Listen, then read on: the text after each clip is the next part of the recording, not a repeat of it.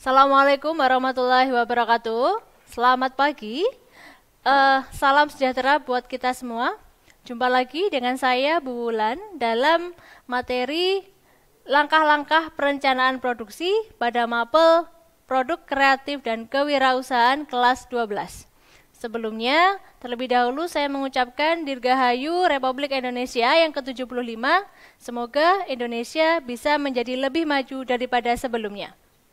Baik, langsung saja kita melanjutkan materi kita hari ini.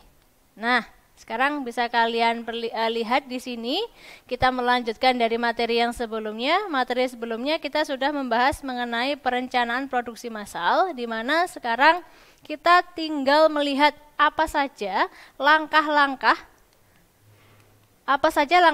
dalam melaksanakan suatu produksi. Yang pastinya pertama kali yang harus kita laksanakan adalah penelitian dan pengembangan produk. Penelitian dan pengembangan produk bisa kita bagi menjadi dua. Yang pertama, penelitian proses produksi, yaitu merupakan penelitian yang dilakukan suatu perusahaan yang bertujuan untuk perbaikan terhadap produksi yang sedang berjalan. Jadi, sebelum melaksanakan suatu produksi produk, kita meneliti terlebih dahulu, mencari tahu hal-hal apa saja yang bisa menjadi salah satu tujuan utama dalam perusahaan itu untuk memproduksi produk tertentu. Yang kedua adalah penelitian produk itu sendiri, yaitu merupakan penelitian yang dilakukan untuk mengetahui selera konsumen sehingga bertujuan untuk perbaikan produk yang sudah ada dan disesuaikan dengan selera konsumen atau daya beli konsumen. Jadi setelah kita tahu tujuannya, maka kita tahu dari keinginan konsumen itu seperti apa, sehingga pas ketika suatu produk itu diluncurkan.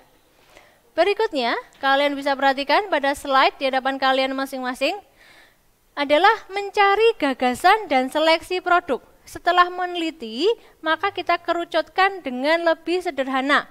Yang pertama, mencari gagasan adalah suatu tahapan mencari gagasan-gagasan dalam rangka mengembangkan suatu produk.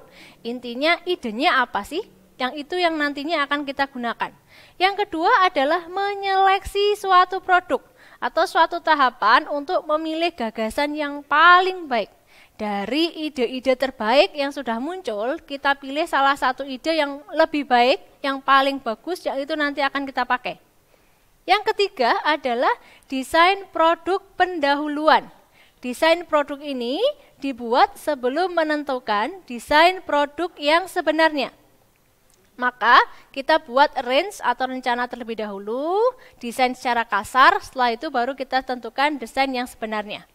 Yang keempat adalah pengujian. Merupakan suatu kegiatan untuk menguji apakah suatu produk tersebut layak dikembangkan atau tidak. Baik dilihat dari potensi pasarnya atau konsumennya. Ketika dirasa layak, maka kita bisa memilih untuk mengembangkan produk tersebut. Ketika tidak, mungkin kita bisa memilih alternatif yang lain. Yang kelima, desain akhir. Dibuat apabila hasil pengujian produk layak dikembangkan. Setelah semuanya kita lalui, maka kita akan membuat suatu desain akhir di mana itulah nanti yang akan kita pakai. Nah, lanjut. Setelah kita menetapkan hal-hal di atas tadi, maka sekarang tinggal kita menetapkan skala produksi, di mana ada beberapa hal yang perlu kita tetapkan. Yang pertama dari penetapan waktu atau jangka waktunya, kedua penetapan secara kualitasnya, ketiga penetapan secara biaya atau berapa besarnya dana yang diperlukan, yang keempat penetapan tenaga kerja, yang kelima penetapan peralatan atau mungkin mesin dan yang lain yang dibutuhkan, dan yang keenam adalah penetapan bahan baku. Dari keenam ini semuanya harus ada dan memang ini saling berkaitan satu dengan yang lainnya. Adapun dari hal-hal seperti ini kita bisa mengerucutkan kembali mengenai tahapan skala produksi yang meliputi ada 4. Routing, scheduling, dispatching, sama follow up. Yang pertama kita perhatikan terlebih dahulu untuk routing. Dalam arti kita menetapkan suatu urutan proses produksi, mulai dari awal sampai akhir, mulai dari penyediaan bahan baku sampai produk tersebut jadi. Yang kedua adalah menentukan jadwal kegiatan. Kegiatan A, B, C, D, dan seterusnya kita tentukan sehingga semua produksi bisa berjalan dengan lancar. Yang ketiga adalah dispatching atau proses memberikan perintah. Di sini berlangsung antara atasan dan bawahan di mana saling keterkaitan satu sama lain, saling melaksanakan apa yang menjadi tujuan perusahaan. Yang keempat adalah follow up, memastikan tidak ada suatu penundaan. Di mana kalau semuanya sudah direncanakan, kemudian sudah ditentukan jadwalnya, kapan akan dimulai berikut dengan perlengkapan beserta tenaga kerjanya, maka follow up-nya adalah harus dipastikan semuanya bisa berjalan sesuai rencana atau tanpa adanya penundaan.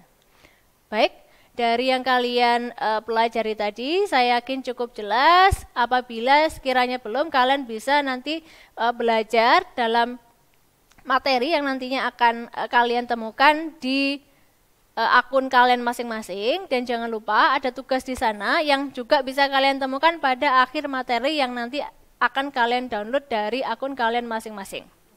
Semangat belajar, tetap semangat belajar, kemudian selalu berdoa semoga semuanya bisa jadi lebih baik. Akhir kata, wassalamualaikum warahmatullahi wabarakatuh.